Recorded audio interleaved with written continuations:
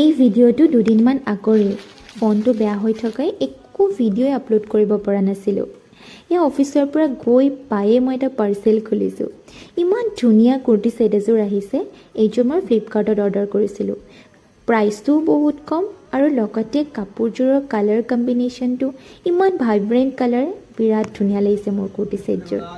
আৰু ইয়াৰ পিছদিনাখন আমাৰ ঘৰত আছিলে সত্যনাৰায়ণ পূজা। যিহেতু পূজাখন প্ৰত্যেক বছৰে কৰা হয়, সেইকাৰণে সৰু সৰু এনেকৈ ক্লিপ কেইটামান মই ৰাখি থওঁ, যাতে পিছত মেমৰি হিচাপে থাকি যায়। পিকচাৰ কোৱালিটি বেয়া হৈছে, তথাপিও এইবাৰ বোলে আপোনালোককো দেখাওঁ। বাহিৰত পোহৰ কম হোৱাৰ বাবেই একেবাৰে পিকচাৰবোৰ ভাল হোৱা নাই। আৰু আমি যে গোটেই বছৰটো সত্যনাৰায়ণ পূজাৰ ভোগকণ খাবলৈকে ৰৈ থাকোঁ। ইমান ভাল লাগে এই ভোগকণ খাবলৈ। শেষত সকলো ভালে থাকক। ওম শ্ৰী সত্যনাৰায়ণেই